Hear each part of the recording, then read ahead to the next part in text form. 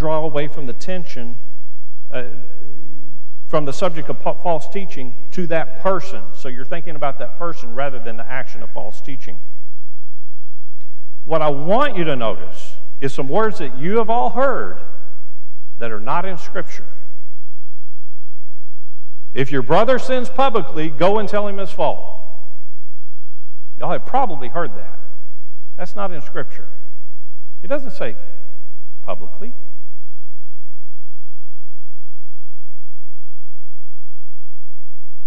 It's very possible that the sin or sins involved in these kind of situations that Jesus is referring to would not be known by many. In some cases, they are. It says against you.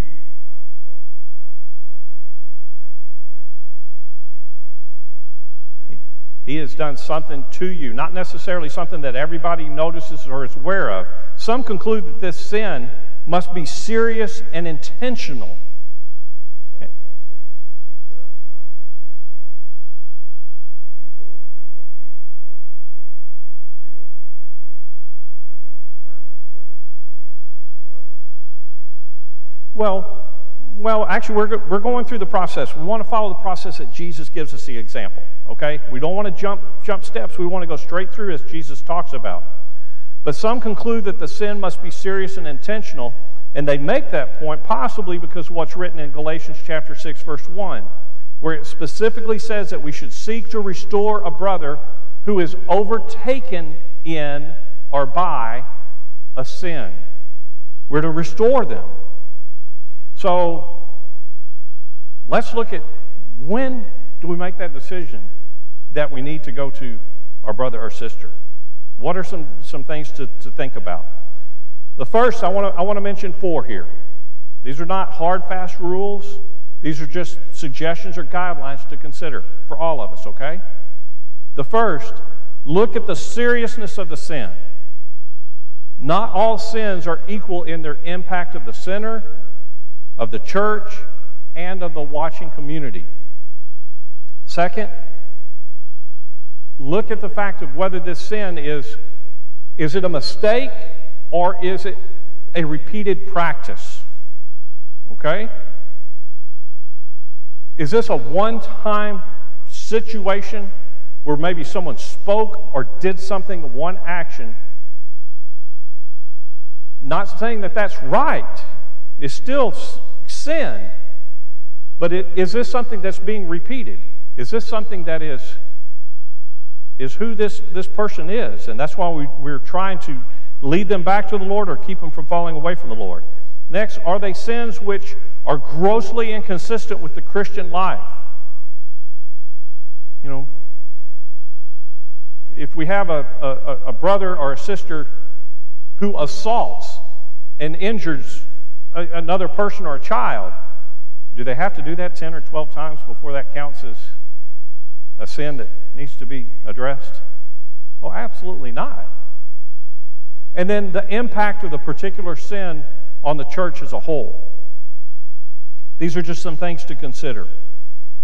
Deciding on whether to confront someone about sin will inevitably be a matter of judgment and should always be approached in a prayerful and humble manner.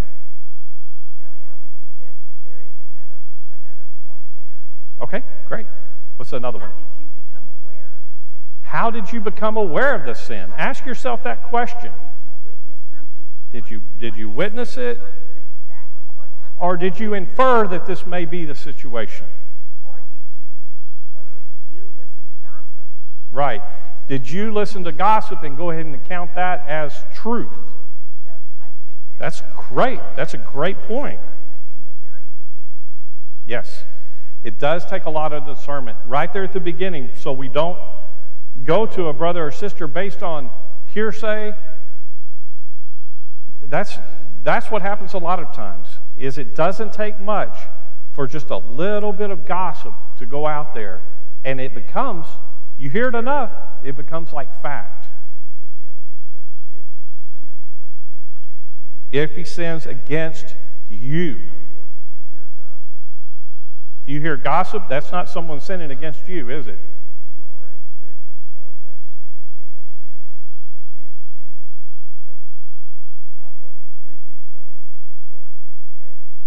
Not what you think they've done or might have done, but what they have done. Now, before we meet again next week, I'd like you to take some time to read Matthew chapter 18.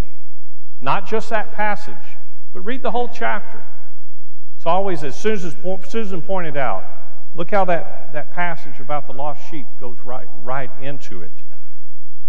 And set an example of holiness in your life, in your walk, and we need to build the relationship with our brothers and sisters, so if we do have someone that has sinned, we do have someone that may be falling away from the Lord, then we have that connection where, being the Lord's hands, the Lord's feet, we're able to reach out to them and bring them back. Let's focus on growing together. Thank you all so much for being here this morning.